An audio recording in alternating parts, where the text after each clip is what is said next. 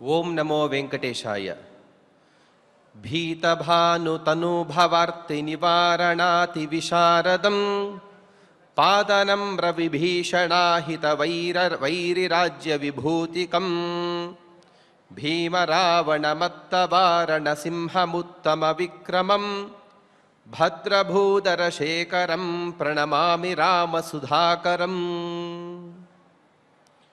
కేవలం భూలోకవాసులకే కాదు, దేవాది దేవతలకు కూడా కలిగే అనేక భయాలను పరిహరించేవాడు, తనను శరణు కోరిన సజ్జనుడైన విభూషణికి లంకాధిపత్యాన్ని ప్రసాదించినవాడు, మహాక్రూరి అయిన రావణుడనే దుష్ట మదగజాన్ని సంహరించే సింహ సమాన పరాక్రమశాలి అయిన సీతాపతి శ్రీరామునికి, తదభిన్న శ్రీనివాస పరబ్రహ్మకి నమస్కరించుకుంటూ ఆ స్వామి యొక్క అనుగ్రహం చేత ప్రతిరోజు మనం అయోధ్యాకాండ ప్రవచన కార్యక్రమాన్ని నిర్వహించుకుంటూ ఉన్నాము.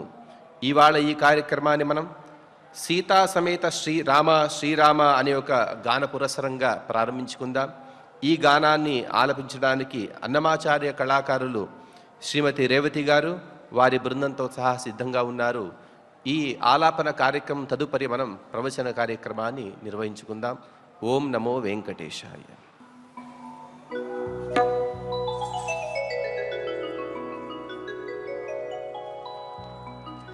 రామా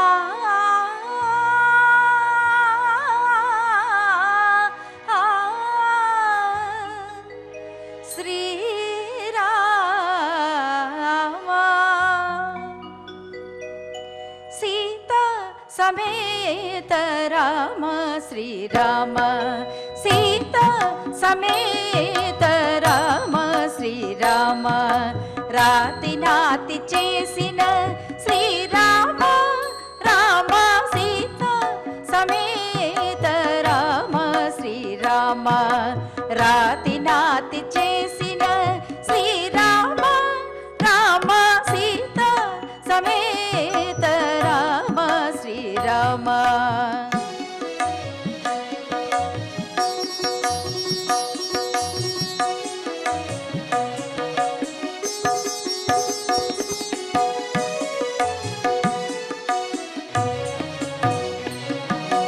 ఆదిత్య కులమునందు అవతరించిన రామ, కోదండ భంజన రఘుకుల రామ, ఆదిత్య కులమునందు అవతరించిన రామ, కోదండ భంజన రఘుకుల రామ, ఆదరించి విశ్వామిత్రు యాగముగాచిన రామ, ఆదరించి విశ్వామిత్రు యాగముగాచిన రామ, వేద వేదాంతములో వెలసిన రామ, రామ సీతా సమేత రామ శ్రీరామ, రాతి నాతి చేసిన శ్రీరామ రామ, సీతా సమేత రామ శ్రీరామ.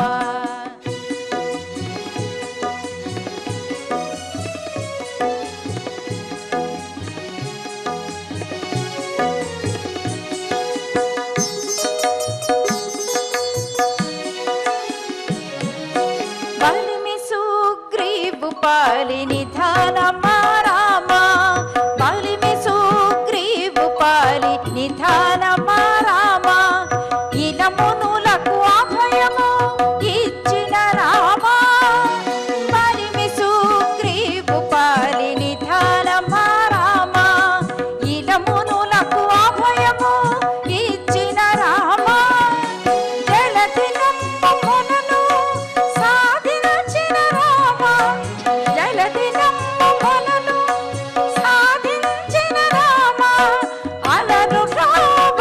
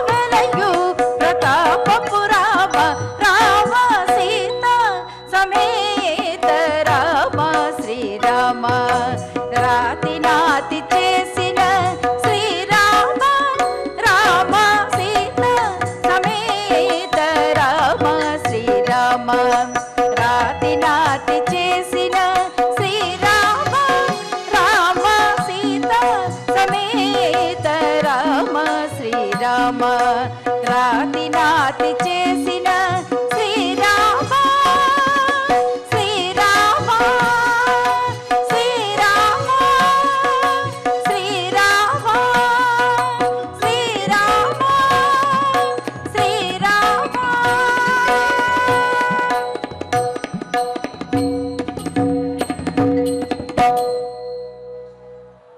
గానాన్ని చక్కగా ఆలపించుకున్నాం. మనం ఇప్పుడు శ్రీ గురు ధ్యానాదును కలిసి పలుకుదాం. ఈ కార్యక్రమాన్ని ప్రారంభించుకుందాం. శ్రీ గురు ధ్యానం. గురుర్బ్రహ్మా గురుర్విష్ణుః గురుర్దేవో మహేశ్వరః గురుః సాక్షాత్ పరం బ్రహ్మ తస్మై శ్రీ గురవే నమః. శ్రీనివాస ధ్యానం. శ్రీ వెంకటాద్రినిలయః కమలాకాముకః పుమాన్ అభంగుర విభూతిర్నః తరంగయతు మంగళం.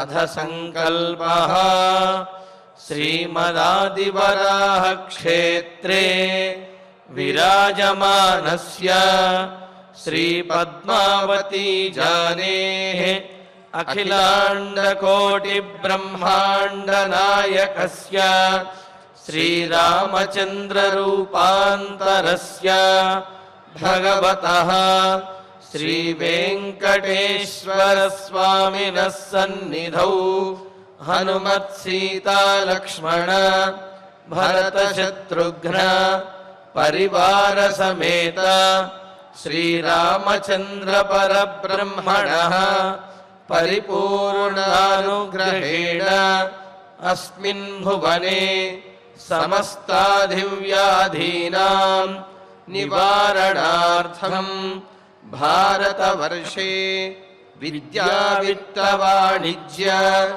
కృషి వైద్య వైజ్ఞానిక దేశరక్షణాదిరంగేషు విద్యమానానాం ఆస్తిక మహాజనానాం సర్వేషాం సకుటుంబానాం ఆయురారోగ్యైశ్వర్య సద్బుద్ధి ఇత్యాది సర్వశుభఫల ప్రాప్త్యర్థం ధర్మాచరణ ద్వారా శ్రీరామరాజ్యస్య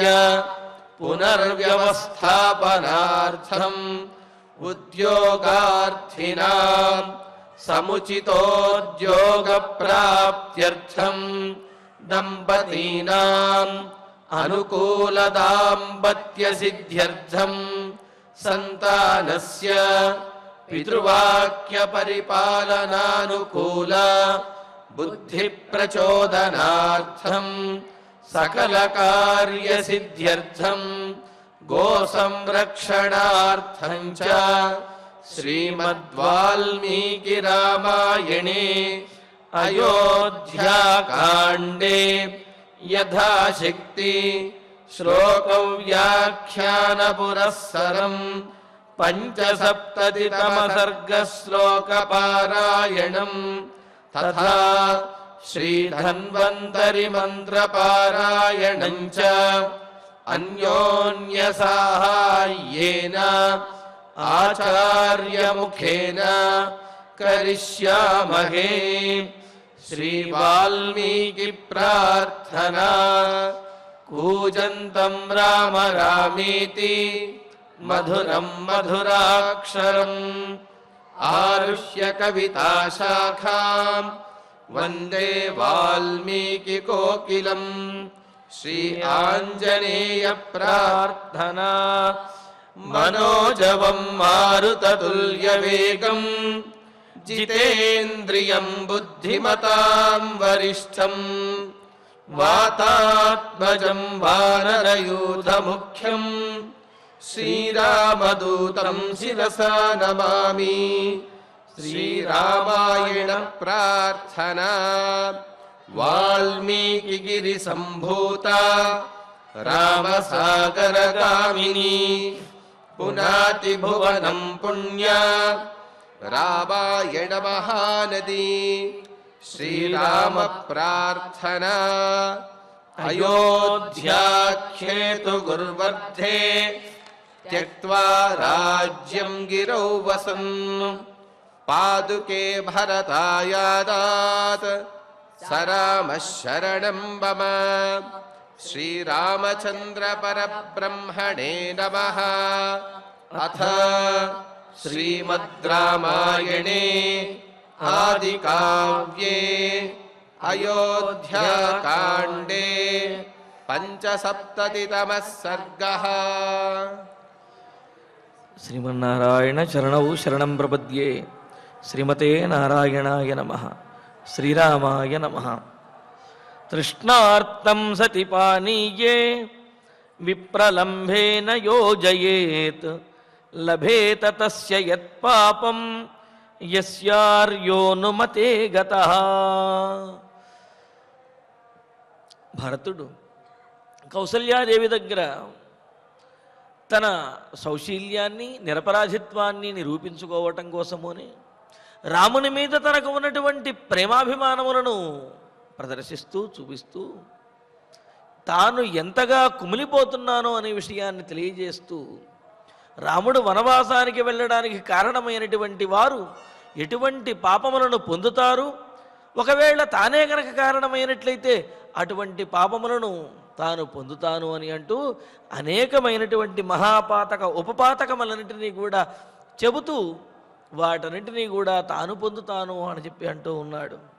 మరి అలాగా ఆవుని కాలితో తన్నినటువంటి పాపము, అలాగే దగ్గరకు వచ్చి ఆశ్రయించినటువంటి ఆర్తులైనటువంటి వారి వచ్చి ఆశతో ఎదురు చూస్తున్నటువంటి వారి యొక్క ఆశలను అడియాసలు చేసి వారిని ఆశ పెట్టి మోసం చేసినటువంటి పాపములు, అలాగే ఎవరైనా ఏదైనా రహస్యాన్ని చెప్పినప్పుడు ఆ రహస్యాన్ని బట్టబయలు చేసి అందరినీ కూడా బాధపెట్టినటువంటి వాడి పాపము, ఇంతేకాదు అనేకమైనటువంటి పాపములను గురుద్రోహం చేసినటువంటి పాపము, స్త్రీ ద్రోహం చేసినటువంటి పాపం, భార్యకు ద్రోహం చేసినటువంటి పాపం, ఇటువంటి అనేకమైన మహాపాతకములు చెప్పి అవన్నీ కూడా రాముడు వనవాసానికి వెళ్ళడానికి తన ప్రమేయం గనక ఉన్నట్లయితే అవన్నీ తనకు వస్తాయి అని చెప్పి అంటూ ఇంకా 2 మాటలు చెప్పి ఇంకా పూర్తి చేస్తూ ఉన్నాడు.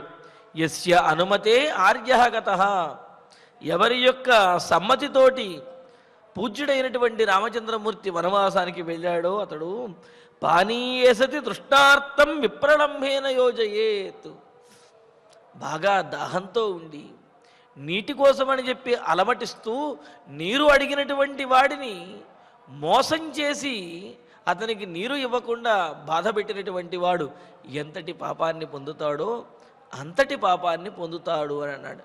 అదేమిటండి, నీళ్ళు ఇవ్వకపోవటం కూడా అదేదో పెద్ద మహాపరాధంగా చెబుతారేమిటి అని అంటే దానికి మనకు భావప్రకాశంలో చెబుతూ ఉన్నారు. తృష్ణతోటి అంటే దాహంతో ఉన్నవారి యొక్క స్థితి ఏమిటి అంటే తృష్యన్ పూర్వామయ క్షీణ నలభేత జలం యది మరణం దీర్ఘరోగం వా ప్రాప్నుయా త్వరితం నరహ అని అన్నారు.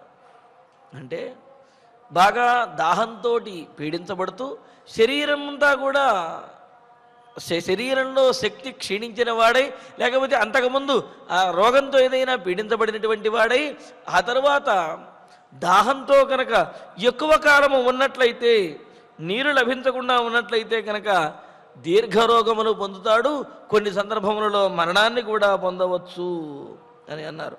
తృషితో మోహమాయాతి మోహాత్ ప్రాణాన్ విముంచతి తస్మాత్ సర్వాస్వస్థాసు నక్వాచిద్ వారివారయేత్ అని అన్నారు. ఇలా తృష్ణతోటి మితిమీరినటువంటి దాహంతో ఉన్నటువంటి వాడు ఆ శరీరంలో నీరు లేకపోవడం వల్ల మోహాన్ని అంటే మూర్ఛపోతాడు, ఆ మూర్ఛ తర్వాత మరణించేటటువంటి అవకాశం కూడా ఉన్నది. అందుకనే దాహంతో ఉన్నటువంటి వారికి నీటిని ఇవ్వటం అనేది ప్రాణదానంతో సమానము అని చెప్పి మనకు స్మృతులు తెలియజేస్తూ ఉన్నాయి. అందుకనే మంచినీళ్ల విషయంలో ఎవరిని కూడా ఎక్కడా కూడా వారించకూడదు అని చెప్పి అన్నాడంటూ అన్నేనాపి వినా జంతు ప్రాణాన్ ధారయత చిరం తోయాభావాత్ పిపాసార్త క్షణాత్ ప్రాణై విముచ్యతే అని భావప్రకాశంలో చెప్పినట్లుగా అన్నము లేకపోయినా కొంతకాలము ప్రాణులు జీవించగలుగుతాయేమో కానీ నీరు లేకపోతే మాత్రం ప్రాణములు నిలబడవు. కావున నీటిని గనక ఇచ్చినట్లయితే, దాహం తీర్చినట్లయితే ప్రాణదానం చేసినంతటి ఫలం కలుగుతుంది అని చెప్పి మనకు స్మృతులు తెలియజేస్తున్నాయి. అందుకనే బాగా దాహంతో ఉండి నీటి కోసం వచ్చినప్పుడు ఇస్తా ఉండు అని చెప్పి ఆశ పెట్టి ఇవ్వకుండా వారిని మోసం చేసినట్లయితే ఎంతటి పాపం కలుగుతుందో. అంటే నీరు ఇవ్వకుండా ఉన్నప్పటికీ కూడా దాచుకుని ఖాళీ బిందెలు ఖాళీ చెంబులు చూపిస్తూ నా దగ్గర లేదు అని అబద్ధమాడి అవతల వాడి ప్రాణముల మీదకు తీసుకొచ్చిన వాడు ఎంతటి పాపాన్ని పొందుతాడో. యత్ పాపం లభేత, అటువంటి పాపాన్ని రామ వనవాసానికి కారణమైనటువంటి వాడు పొందుతాడు అని చెప్పి అన్నారు. అందుకనే దాహార్తితో ఉన్నటువంటి వాడికి తన దగ్గర కనుక నీరు ఉన్నట్లయితే తప్పనిసరిగా ఆ నీరుని ఇవ్వాలి తప్ప, నీటిని ఇచ్చి అతని యొక్క దాహాన్ని తీర్చాలి తప్ప దాచుకుని మోసం చేయకూడదు. అది మహా పాపానికి హేతువు అవుతుంది అనేది దీని ద్వారా మనకు తెలుస్తూ ఉన్నది.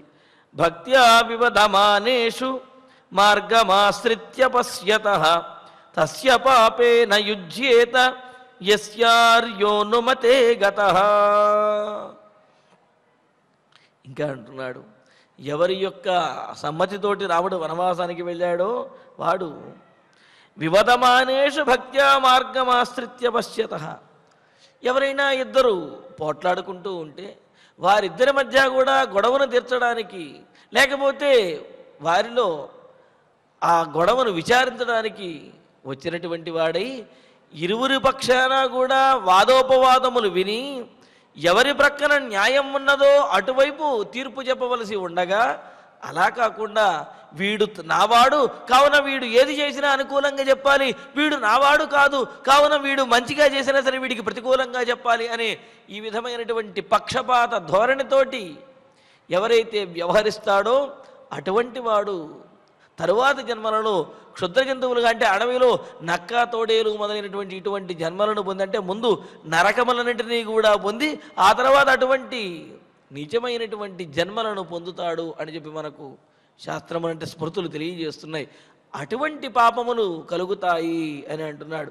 అందుకనే చూడండి, వివదమానేషు, వివాదము జరిగినటువంటి చోట వాదులాడుకుంటూ ఉండగా భక్త్యా అంటే ఒకరి మీద ఉన్నటువంటి ప్రేమతోటి, పక్షపాత బుద్ధితోటి, వీడు నావాడు అనేటటువంటి బుద్ధితోటి మార్గమాశ్రిత్య పశ్యతః, జయోపాయం అంటే అటువంటి వాడిని ఎలా గెలిపించాలి, వాడి తరపున ఏ విధంగా తీర్పు చెప్పాలి అని చెప్పి ఆలోచించి ఆ విషయములను మాత్రమే పరిగణనలోకి తీసుకుని మరొకడికి దగ్గర న్యాయం ఉన్నప్పటికీ కూడా వాడిని తొక్కేసి అన్యాయంగా ఉన్నటువంటి వాడిని అతని వైపుకు అనుకూలంగా తీర్పు చెప్పేవాడు ఎటువంటి పాపాన్ని పొందుతాడో, పాపేన యుజ్యేత, అటువంటి పక్షపాత బుద్ధితో ఉండేటటువంటి మధ్యవర్తికి ఎటువంటి దారుణమైనటువంటి పాపము కలుగుతాయో అటువంటి పాపము రామ వనవాసానికి వెళ్ళిన వాడికి కలుగుతాయంటున్నారు. ఇక్కడ పక్షపాత అనే దానికి చెబుతారు.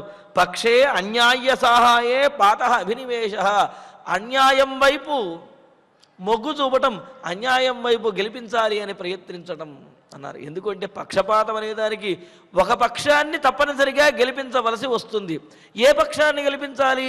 ఎక్కడైతే న్యాయము ధర్మము ఉన్నాయో ఆ పక్షాన్ని గెలిపించాలి. అలా కాకుండా అన్యాయము అధర్మము ఉన్న వైపును గెలిపించాలి అని ప్రయత్నించడం ఏదైతే ఉన్నదో దాన్ని పక్షపాత బుద్ధి అని చెప్పి అన్నారు. అది కూడా అలాగా స్నేహ సంబంధాద్యనురోధేన, వీడు నా స్నేహితుడనో లేకపోతే బంధువునో ఈ విధమైనటువంటి అభిప్రాయంతో న్యాయధర్మ ఈ విచారణలు చెయ్యకుండా తనవాడు అనే అభిప్రాయంతో తీర్పు చెప్పడం ఏదైతే ఉన్నదో దీనిని పక్షపాత బుద్ధి అని అన్నారు. క్వచిత్ వివదితోర్ధ్వేషు బలినో దుర్బలస్య చ అపక్షపాతాత్ పశ్యంతి కార్యేషు అధికృతానరాహ అని పురాణాల్లో చెప్పినట్లు అక్కడ మధ్యవర్తిగా ఉండేటటువంటి వాడు ఎలా ఉండాలి అంటూ, ఇద్దరికి వివాదం వచ్చినప్పుడు ఇద్దరిలోనూ ఒకడు బలవంతుడు మరొకడు బలవంతుడు కాకపోవచ్చు, ఒకడు సంపన్నుడు మరొకడు సంపన్నుడు కాకపోవచ్చు. కానీ ఆ బలాబలములు కానీ లేకపోతే సంపదలు కానీ తనవారు పెనవారు అనే భేదము కానీ ఇవేవీ పట్టించుకోకుండా కేవలము ధర్మము ధర్మాధర్మములు న్యాయాన్యాయములు వీటిని దృష్టిలో పెట్టుకుని ఎవరైతే తీర్పు చెప్పగలుగుతాడో అటువంటి వాడే నిజమైనటువంటి మధ్యవర్తి అని అన్నారు. అటువంటి వాడే కార్యేష్వధికృత, అటువంటి వాడినే న్యాయాధికారిగా ఉంచాలి అని చెప్పి అన్నారు. లేకపోతే ఇటువంటి పక్షపాత ధోరణితో తీర్పులు చెప్పేవారు, పక్షపాత ధోరణితో ఒకరిని గెలిపించేవారు ఎవరైతే ఉన్నారో వారు అనేక జన్మలలో అనేకమైనటువంటి క్షుద్ర జంతువులుగా జన్మిస్తారు అంటున్నారు. మరి అటువంటి పాపములను రామ వనవాసానికి కారణమైనటువంటి వారు పొందుతారు అని చెప్పి భరతుడు అంటూ, మరి ఇక్కడ చూడండి, ధర్మయేవ హతోహంతి ధర్మో రక్షతి రక్షిత అని చెప్పినట్లుగా ధర్మాన్ని రక్షిస్తే ఆ ధర్మం కాపాడుతుంది. లేకపోతే ఆ సందర్భంలో ఆ ధర్మము కాస్త ఇబ్బంది పడినట్లుగా నశించినట్లుగా అనిపించినప్పటికీ కూడా తరువాత అయినా సరే భవిష్యత్తులో ఆ ధర్మమే నిలబడుతుంది. కానీ ఎవరైతే ఆ ధర్మాన్ని తొక్కేశారో వారు మాత్రము తరువాత అయినా సరే దెబ్బతినవలసి వస్తుంది. ఇదే మాటను శ్రీకృష్ణ పరమాత్మ కూడా మహాభారతంలో చెబుతాడు. సారపు ధర్మమున్ విమల సత్యము పాపము చేత బొంకుచే పారము పొందలేక చెడబారినదైన వ్యవస్థ దక్షులెవ్వారుడు ఉపేక్ష చేసినది వారల చేటగు గాని ధర్మ నిస్తారకమయ్యు సత్య శుభదాయకమవును దైవముండెడిన్ అని అంటూ, మరి ధర్మానికి న్యాయానికి హాని కలుగుతున్నప్పుడు మధ్యవర్తులుగా ఉండవలసినటువంటి వారు లేకపోతే పెద్దలైనటువంటి వారు సరిగ్గా పట్టించుకోకుండా ధర్మాన్ని గెలిపించలేకపోయినట్లయితే అది ఆ పెద్దలకు ఆ మధ్యవర్తులకే హాని కలిగిస్తుంది. ఆ సందర్భంలో ఆ ధర్మం గెలిచినట్లుగా అనిపించకపోయినప్పటికీ కూడా తప్పనిసరిగా ధర్మ నిస్తారకమయ్యు సత్య శుభదాయకమవును అని అన్నారు. ధర్మము ఎప్పటికీ కూడా నిలబడుతుంది, సత్యానికే భవిష్యత్తులోనైనా సరే గెలుపు అనేది వస్తుంది. కానీ ఆ సత్యాన్ని ధర్మాన్ని గెలిపించినటువంటి వారికి మాత్రము నాశనము తప్పదు అనేది మనకు అనేక సందర్భాల్లో పురాణాల్లో తెలియజేశారన్నమాట. అందుకనే ఇక్కడ భరతుడు కూడా చెబుతూ ఉన్నాడు, విహీనాం పతిపుత్రాభ్యాం కౌసల్యాం పార్థివాత్మజ ఏవమాశ్వాసయన్నేవ దుఃఖార్తో నిపపాతః. ఈ విధంగా భరతుడు అనేకమైనటువంటి ప్రతిజ్ఞలు చేశాడు. అంటే అసలు ఎవరూ కూడా ఊహించనటువంటి ప్రతిజ్ఞలు. ఎటువంటి వాడికి అంటే ఇన్ని పాపములు అసలు ఎవరికీ కూడా కలుగవు అనేటువంటి ప్రతిజ్ఞలు చేశారన్నమాట. అంటే వీటిల్లో ఆయా పాపములు ఆయా జనాలకి కలగవచ్చును, కొన్ని పాపములు కొంతమంది కలగవచ్చును. కానీ ఇక్కడ భరతుడు చెప్పిన మాట, ఆ పాపములన్నీ కూడా రామవనవాసానికి కారణం కనుక తాను అయినట్లయితే అవన్నీ తనకు కలుగుతాయి అని ప్రతిజ్ఞ చేయటం ఏదైతే ఉన్నదో అది చాలా దారుణమైనటువంటి భీషణమైనటువంటి ప్రతిజ్ఞ. అంతటి భీషణమైన ప్రతిజ్ఞ ఎలా చేయగలిగాడు అంటే రాముని యందు భరతునికి ఉన్నటువంటి ప్రేమాభిమాన ఆదరణములు అంత గొప్పవి కావున రాముడు వనవాసానికి వెళ్ళడానికి ప్రత్యక్షంగా కానీ పరోక్షంగా కానీ భరతుని యొక్క ప్రమేయం అనేది లేనే లేదు కనుక రామవనవాసం వల్ల ఆయన ఎంతో బాధపడుతున్నాడు కనుక ఈ విధమైనటువంటి మరి ప్రతిజ్ఞలు చేశాడు. పైగా భరతునికి ఇంతకు మించినటువంటి ఈ మరో మార్గం కూడా కనిపించటం లేదు. ఎవరూ కూడా నమ్మేటటువంటి పరిస్థితులు లేదు. లోకాపవాదం ఏదైతే ఉన్నదో అది చాలా దారుణమైనటువంటిది. ఎందుకు అంటే నాలుక చివర నుండి ఒక మాట అనేయటానికి సిద్ధపడిపోతాడు. ఇప్పుడు ఇలా ఉన్నాడు కానీ వీడే ఏదో చేసుంటాడు అని చెప్పి నాలుక చివరి నుంచి మాట అనడానికి ప్రతివాడు కూడా సిద్ధంగానే ఉంటాడు. అందుకనే లోకాపవాదము కూడా ఉండదు. ఈ విధంగా అంటే ఇటువంటి ప్రతిజ్ఞలు కనుక చేసినట్లయితే ఇంకెవరూ కూడా చేయనటువంటి ఇంతటి గొప్ప ప్రతిజ్ఞ చేశాడు. కావున భరతునిలో ఏమాత్రము కూడా అంటే రామ వనవాసానికి కారణము కానీ లేకపోతే మనసులో మాలిన్యము కానీ ఎటువంటి కపటము కానీ భరతునిలో లేవు అనే విషయం దీని ద్వారా తెలుస్తున్నది. మరి ఈ విధంగా భరతుడు కౌసల్యాదేవి వద్ద అనేకమైనటువంటి ప్రతిజ్ఞలు చేసి పార్థివాత్మజ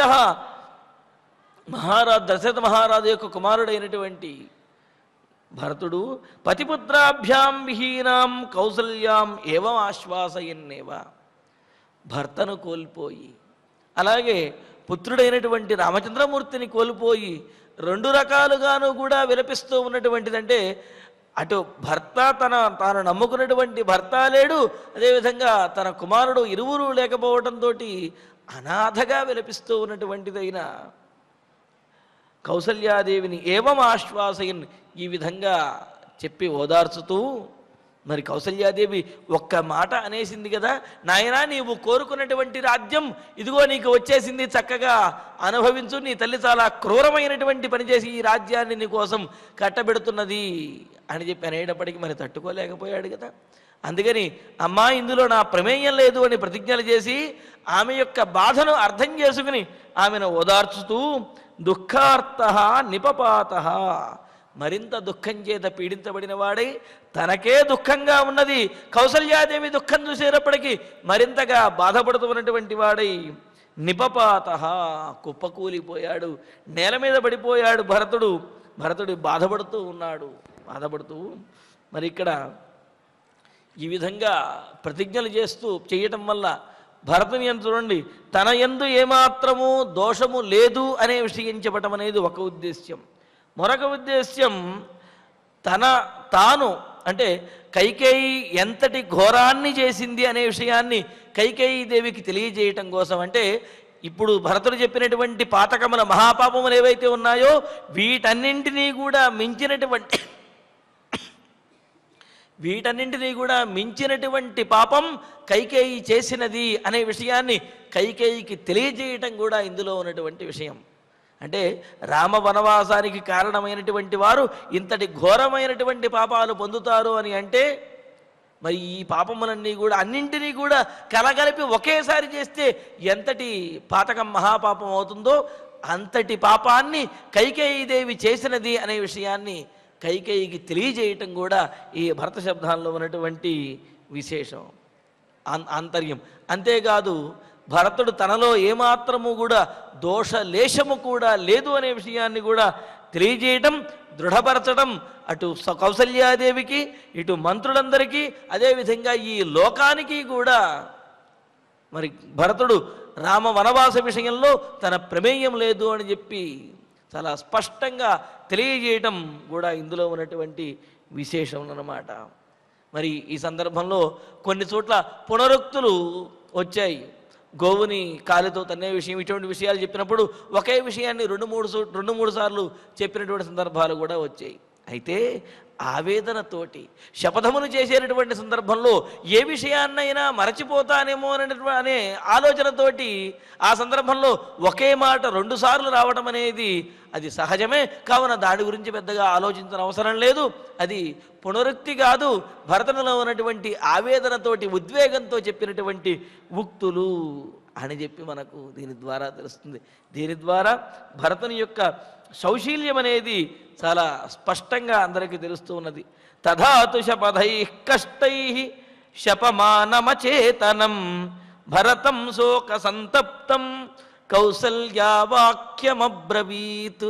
ఈ విధంగా దారుణమైనటువంటి శపథములు చేస్తూ దారుణమైనటువంటి ఆ పంపములన్నీ కూడా తనకు వస్తాయి, రాముడి వనవాసానికి తాను కారణమైతే అని చెప్పి ఈ విధంగా శపథములు చేస్తూ బాధపడుతూ కుప్పకూలి పడిపోయినటువంటి భరతుణ్ణి చూచి కౌసల్యాదేవి ఈ విధంగా అంటూ ఉన్నది, శపథై అపమానం అచేతనం, చైతన్యాన్ని కోల్పోయినటువంటి వాడై నిస్తేజంగా పడిపోతున్నటువంటి వాడైన భరతుణ్ణి చూచి కౌసల్యాదేవి ఈ విధంగా మాట్లాడుతున్నది.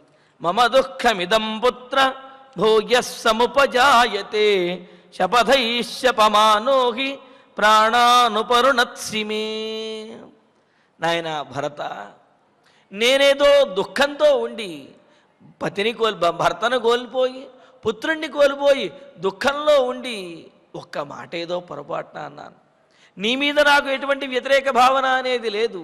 ఇలాగా అసలే భర్తను అదేవిధంగా కుమారుణ్ణి కోల్పోయి బాధపడుతున్నటువంటి నన్ను నీవు కూడా ఈ విధమైనటువంటి మాటలు మాట్లాడుతూ ఇలా బాధ పెట్టద్దు నాయన, నన్ను ఈ విధంగా నీ మాటలతోటి బాధ పెట్టద్దు. నీ వంటి సౌశీల్యం కలిగినటువంటి వాడు గొప్పవాడు, ఇటువంటి ప్రతిజ్ఞలు చేయవలసినటువంటి అవసరం లేదు అన్నట్లుగా చెబుతూ పుత్ర కుమార భరత మమ ఇదం దుఃఖం భూయ సముపజాయతే, నేను అసలే దుఃఖంలో ఉన్నాను, నాకు ఉన్నటువంటి దుఃఖం నీ మాటలతోటి మరింతగా పెరుగుతూ ఉన్నది. శపథై శపమాన, నీ శపథములతోటి ఒట్లు పెడుతూ ఈ విధంగా శపమాన, ఈ విధంగా శపిస్తూ ఉన్నటువంటి వాడవై, ఒట్టు పెట్టుకుంటూ ఉన్నవాడై, మే ప్రాణాం ఉపరుణత్సి, నా ప్రాణములని పిండేస్తున్నావు, నా ప్రాణములు పోతున్నట్లుగా ఉన్నాయి నీ మాటలతోటి, నీ ఒక్కొక్క మాట కూడా గుండెలలో గుచ్చుకుంటున్నట్లుగా ఉన్నది.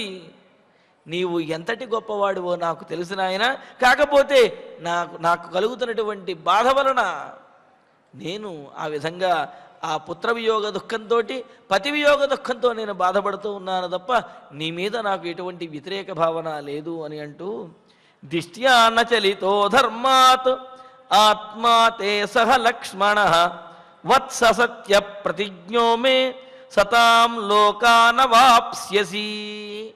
వత్స కుమార, ఇక్కడ వత్స అని అనడంలో ఉద్దేశం ఏమిటి అంటే, అసలు వాత్సల్యం అనే దానికి అర్థం చెబుతూ, వత్స అంటే తన బిడ్డ మీద తల్లిదండ్రులకు ఉండేటటువంటి భావాన్ని వాత్సల్యము అని అన్నారు. ఆవుకి దూడ మీద ఉండే భావాన్ని వాత్సల్యం అన్నారు. ఏమిటి అంటే, వాటి యందు దోషములు ఉన్నప్పటికీ కూడా ఆ దోషములను తమంతట తాముగా తొలగించి వారిని అక్కున చేర్చుకునేటటువంటి బుద్ధి ఏదైతే ఉన్నదో, ఆ అభిమానం ఏదైతే ఉన్నదో, ప్రేమ, దానినే వాత్సల్యం అంటారు. ఆవుకి దూడ పుట్టినప్పుడు ఆ దూడ మీద అనేకమైనటువంటి రక్తమాంసములు, మలినములు ఇవన్నీ కూడా ఉంటాయి. అయినప్పటికీ కూడా ఆ ఆవు ఏం చేస్తుంది, తన నాలుకతోటే ఆ దాని మీద ఉన్నటువంటి మలినములన్నింటినీ కూడా తొలగించేసి ఆ దూడని అక్కున చేర్చుకుంటుంది. ఆ దూడే తన ప్రాణంగా ఈ ఆవు జీవిస్తూ ఉంటుంది. అలాగే దానినే అంటే వత్సయందు ఉండేటటువంటి భావన ఏదైతే ఉన్నదో దానినే వాత్సల్యం అని అన్నారు. మరి ఇక్కడ కౌసల్యాదేవి వత్సాన్ని సంబోధించడంలో ఉద్దేశం ఏమిటంటే, నాయన బిడ్డలు ఏదైనా తప్పు చేసినప్పటికీ కూడా తల్లిదండ్రులకి వారి మీద ప్రేమ అనేది సన్నగిల్లదు, తగ్గదు. అదేవిధంగా నీవు తప్పు చేసినప్పటికీ కూడా నీ మీద మాకు ప్రేమ అనేది తగ్గదు.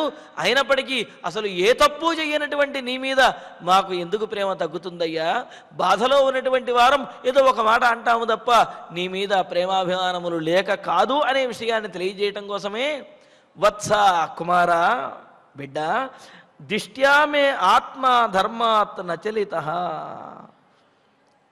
అదృష్టవశం చేత భాగ్యంతో తే ఆత్మ, నీ మనస్సు, నీ అంతఃకరణము, నీ బుద్ధి, నీ ఆలోచన ధర్మాత్ నచలిత, ధర్మం నుండి ఏమాత్రము వైదొలగలేదు. నీ ఆలోచనలు, నీ బుద్ధి ధర్మానికి కట్టుబడి ఉన్నాయి. ఇది గొప్ప విషయం నాయన. మే సహలక్ష్మణ సత్యప్రతిజ్ఞ అత సతాన్ లోకాన్ అవాప్స్యసి. కావున నాకు సహలక్ష్మణ, నీవు లక్ష్మణుని వంటి వాడివై, అంటే రాముడికి లక్ష్మణునితో ఏ విధమైనటువంటి అనుబంధం ఉన్నదో, లక్ష్మణుని యొక్క ప్రేమను రాముడి విషయంలో ఈ లోకమంతా కూడా ఏ విధంగా అయితే పూర్తిగా నమ్ముతుందో, అదేవిధంగా రాముడి విషయంలో భరతునికి కూడా అంతటి గొప్ప ప్రేమాభిమానములు ఉన్నవి అనే విషయాన్ని ఈ లోకము నమ్మి తీరుతుంది అని చెప్పి తల్లి కౌసల్యాదేవే సాక్షాత్తుగా అంటూ ఉన్నదన్నమాట. సహలక్ష్మణ సత్యప్రతిజ్ఞ అత సతాన్ లోకాన్ అవాప్స్యసి. నీవు కూడా లక్ష్మణుని వంటి వాడివై, లక్ష్మణుని ఏ విధంగా అయితే రాముడిని సేవిస్తున్నాడో భరతుడు కూడా ఆ విధంగా సేవించేవాడే. అలాగే లక్ష్మణుని ఏ విధంగా రాముడిని విడిచిపెట్టాడో భరతుడు కూడా విడిచిపెట్టినటువంటి వాడే. రామలక్ష్మణులు ఏ విధంగా సత్యప్రతిజ్ఞ కలిగిన వాళ్ళు, అదేవిధంగా భరతుడు కూడా తన మాట కోసం ఏదైనా సరే చేయడానికి సిద్ధపడేవాడు అని చెప్పి ఈ లోకంలో కీర్తిని గడించి సతాన్ లోకాన్నవాప్ససి, సత్పురుషులు పొందేటటువంటి ఉత్తమమైనటువంటి లోకములను నీవు పొందుతావు నాయనా అని చెప్పి కౌసల్యాదేవి ఒక రకంగా ఆశీస్సులను అందిస్తూ మరొక రకంగా భరతుని యొక్క సౌశీల్యాన్ని ఆ భావనను కూడా చక్కగా మెచ్చుకుంటూ ఉన్నది. మరి ఇప్పటి వరకు భరతుడు ఏమన్నాడు? అనేకమైనటువంటి దుర్గతులు తనకు కలుగుతాయి అని చెప్పి శపథం చేశాడు. మరి కౌసల్యాదేవి ఏమవుతుంది? నీకు ఎటువంటి దుర్గతులు కూడా కలుగవు, ఉత్తములైనటువంటి వారు పుణ్యాత్ములు ఎటువంటి సద్గతులను పొందుతారో నీవు కూడా అటువంటి సద్గతులను పొందుతావు. రామలక్ష్మణులు ఏ విధమైనటువంటి కీర్తిని పొందుతారో నీవు కూడా అంతటి కీర్తిని పొందుతావు అని చెప్పి కౌసల్యాదేవి చెబుతూ మనస్ఫూర్తిగా ఆ భరతునిలో ఏమాత్రము అపరాధము లేదు అనే విషయాన్ని నమ్ముతూ ఆయన యందు ప్రేమ చూపిస్తూ ఉన్నది కౌసల్యాదేవి. ఇత్యుక్త్వాజాంకమానీయ భరతం భ్రాతృవత్సలం పరిష్వజ్య మహాబాహుం రురోధ భృశ దుఃఖిత. ఈ విధంగా కౌసల్యాదేవి కూడా ఎంతో బాధతోటి భరతుని యొక్క స్థితిని చూచి బాధపడుతూ భరతుని యొక్క సౌశల్యాన్ని ఆ భావనను చూస్తూ కొంత ఆనందిస్తూ భరతుని దగ్గరికి వెళ్ళి ఆయనను లేవనెత్తి అంకమానీయ దగ్గర కూర్చుండబెట్టుకుని ఇది ఉక్త్వా భ్రాతృవత్సలం మహాబాహుం భరతం, అన్నగారి మీద ఎంతో ప్రేమ కలిగి రామచంద్రుని యందు ఎంతో ప్రేమాభిమానములు భక్తి కలిగినటువంటి భరతుణ్ణి అంకమానీయ దగ్గరకు తెచ్చుకుని దగ్గర కూర్చుండబెట్టుకుని పరిష్వజ్య ఆ భరతుణ్ణి కావలించుకుని గట్టిగా పట్టుకుని భృశ దుఃఖితారురోధ ఎంతో దుఃఖంతో కౌసల్యాదేవి మరింతగా విలపించిందిట. ఏంటి నాయనా, ఇంతటి గొప్పవాడివైనటువంటి తమ్ముడివి నీవు ఉండగా కూడా రామచంద్రమూర్తికి వనవాసం చేయవలసి వచ్చిందే అంటూ ఇంత రాజ్యము నీకు ప్రాప్తిస్తున్నా సరే వీటిని లెక్క చేయకుండా అన్నగారి మీద ఇంతటి ప్రేమ చూపిస్తున్నావే, ఎంతటి గొప్పవాడివయ్యా అని చెప్పి భరతుణ్ణి మెచ్చుకుంటూ భరతుణ్ణి గట్టిగా పట్టుకుని కౌసల్యాదేవి ఈ విధంగా దుఃఖిస్తూ బాధపడుతూ ఉన్నదట. ఏవం విలపమానస్య దుఃఖార్తస్య మహాత్మనః మోహాచ్చ శోక సంరోధాత్ బభూవలుళితం మనః. మరి ఈ విధంగా చెప్పినటువంటి భరతుడు చేసినటువంటి శపథములతోటి విలపమానస్య దుఃఖార్తస్య మహాత్మనః మనః, ఎన్నో దారుణమైనటువంటి శపథములు చేసి ఎన్ని శపథములు చేసినప్పటికీ కూడా తనను నమ్ముతారో నమ్మరో అన్నట్లుగా బాధపడుతూ ఎన్ని శపథములు చేసినప్పటికీ కూడా అసలు అన్నగారిని వనవాసానికి పంపించడం కంటే కూడా మహాపాతకం ఇంకేది ఉండదు, ఇన్ని పాతకములు చుట్టుకున్నా కూడా ఇన్ని శిక్షలు తనకు పడినప్పటికీ కూడా అది తక్కువే అవుతుంది అన్నట్లుగా బాధపడుతున్నటువంటి వాడైన ఆ భరతుని యొక్క మనః మోహాత్ శోక సంరోధాత్, మోహంతో అంటే ఆ మూర్ఛతోటి శోకంతో మరింతగా కలుగుతున్నటువంటి అన్నగారిని అన్నగారు ఈ విధంగా వనవాసానికి వెళ్ళిపోయారు, తండ్రి గారు గతించారు అనే ఈ శోకం ఏదైతుందో శోకంతో లుళితం బభూవ మరింత కంపించిపోతూ ఉన్నది, మరింత దహించుకుపోతూ ఉన్నాడు భరతుడు. కౌసల్యాదేవి ఇంకా భరతుణ్ణి ఓదార్చేటటువంటి స్థితికి వచ్చింది. మిగతా గురువులు వశిష్ఠులు వీళ్ళందరూ, వశిష్ఠ మహర్షి అలాగే సుమంత్రుడు మొదలైనటువంటి మంత్రులందరూ కూడా భరతుణ్ణి చూచి భరతుని యొక్క శోకాన్ని అతడు చేసినటువంటి ప్రతిజ్ఞలను చూచి వాళ్ళందరూ కూడా కంపించిపోతూ ఉన్నారు. ఏమిటి భరతుడు చేసినటువంటి ప్రతిజ్ఞలు, ఇంతటి దారుణమైనటువంటి ప్రతిజ్ఞలు ఇంకెవరైనా చేస్తారా అన్నట్లుగా చూస్తూ ఉన్నారు. విలప్యమానస్య విచేతనస్య ప్రణష్ట బుద్ధే పతితస్య భూమౌ ముహుర్ముహుర్నిశ్వసతశ్చ ఘర్మం సాతస్య శోకేన జగామరాత్రి. ఈ విధంగా ఆనాటి రాత్రి అంటే భరతుడు వచ్చినటువంటి రోజు వచ్చి ఆ ప్రాతకాలంలోనే చెప్పాడు కదా, వచ్చిన తర్వాత ఆనాటి రాత్రి నుంచి కూడా రాత్రి వరకు కూడా ఈ విధంగా ప్రతిజ్ఞలు చేస్తూనే ఉన్నాడు. ఆ రాత్రి ఆ విధంగా ప్రతిజ్ఞలతోటే గడిచిపోయిందనమాట. లాలప్యమానస్య అంటే బాగా విలపిస్తూ తల్లడిల్లిపోతూ ఏడుస్తున్నటువంటి వాడు, అలాగే విచేతనస్య స్మృతి తప్పుతూ స్పృహ తప్పుతూ మూర్ఛపోతూ మరలా తేరుకుంటూ ఉన్నటువంటి వాడు, ప్రణష్ట బుద్ధే బుద్ధి కూడా పరిపరి విధాలుగా పరితపిస్తూ ఉంటే, అనేక రకాలుగా మాట్లాడుతూ ఉంటే, ఎన్ని తిట్టుకున్నప్పటికీ కూడా ఇంకా ఆయనకి తనివి తీరక బాధపడుతూ ఉన్నాడు.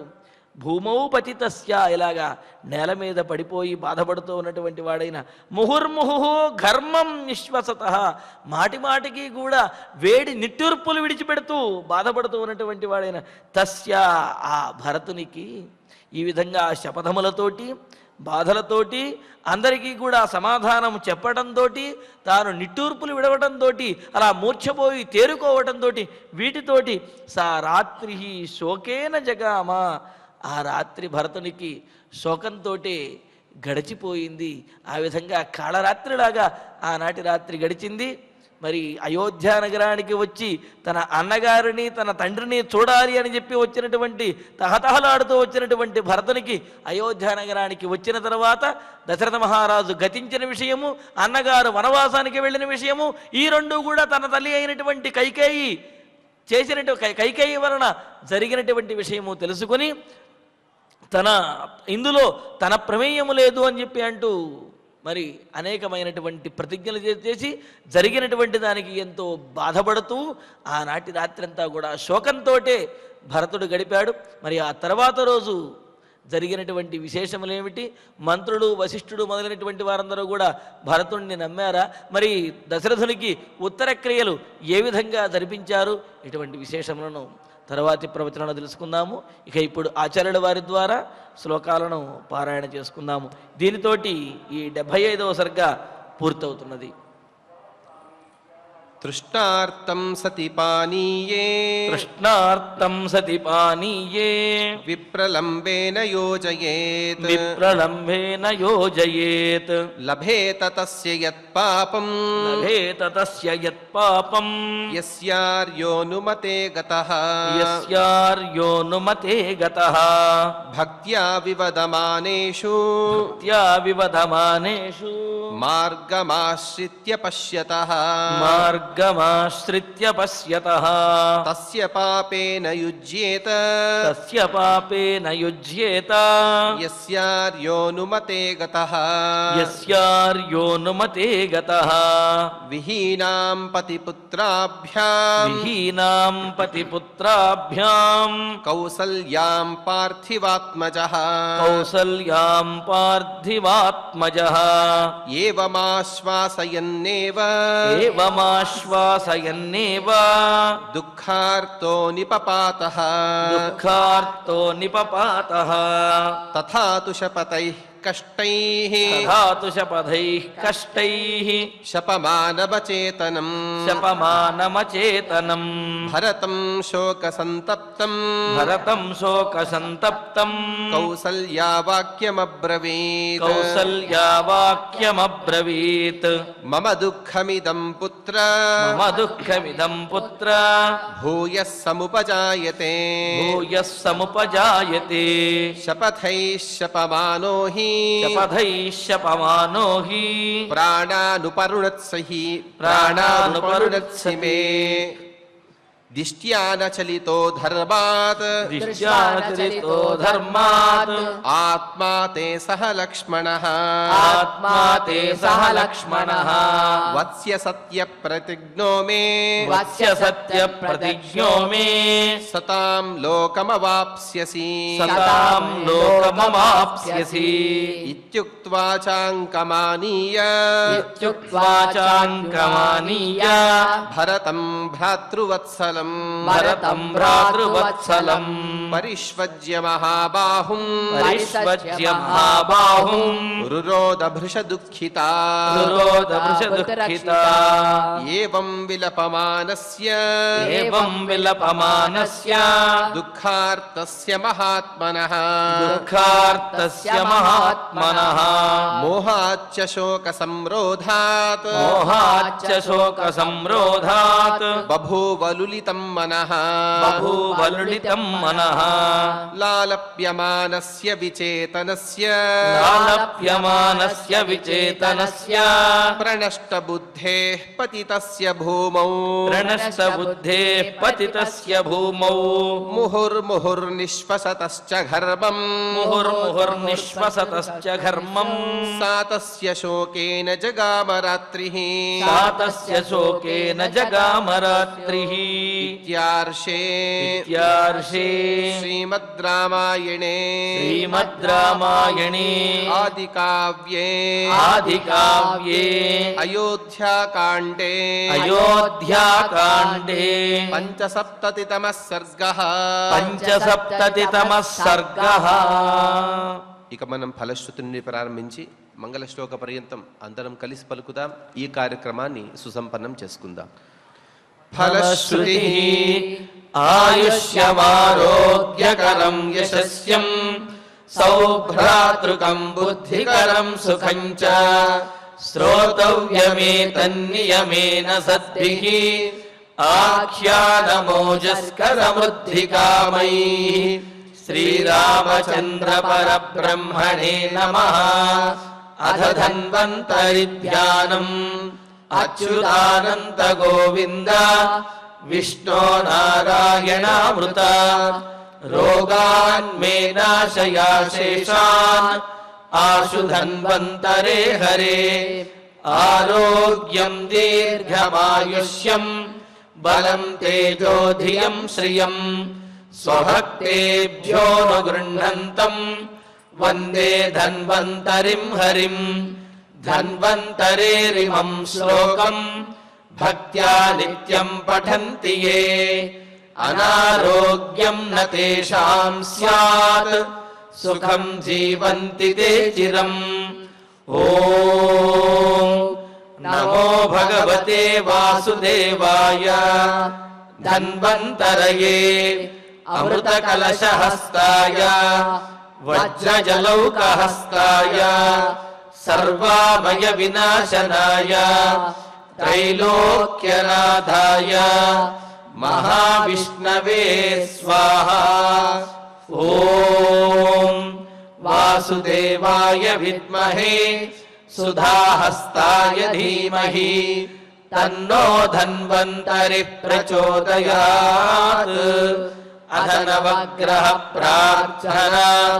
आरोग्यं पद्मबन्धुर्वितरतु नितरां सम्पदं शीतरश्मिः भूलाभं भूमिपुत्रः सकलगुणयुतां वाग्विभूतिं च सौम्यः सौभाग्यं देवमन्त्री रिपुभयशमनं भार्गवः शौर्यमार्गिः दीर्घायुः सैम्हिकेयः विपुलतरयशः केतुः आचन्द्रतारम्. अरिष्टानि प्रणश्यन्तु दुरितानि भयानि च शान्तिरस्तु शुभं मेस्तु ग्रहाः कुर्वन्तु मङ्गलम्. अथ क्षमा प्रार्थना. यदक्षरपदभ्रष्टं मात्राहीनं च यद्भवेत् तत्सर्वं क्षम्यतां देव नारायण नमोऽस्तु ते. अथ भगवत्समर्पणम्. कायेन वाचा मनसेन्द्रियैर्वा बुद्ध्यात्मना वा प्रकृते स्वभावात् करोमि यद्यत् सकलं परस्मै नारायणायेति समर्पयामि. अथ मङ्गलम्. श्रियः कान्ताय कल्याणनिधये निधयेऽर्थिनाम् श्रीवेङ्कटनिवासाय श्रीनिवासाय मङ्गलम्.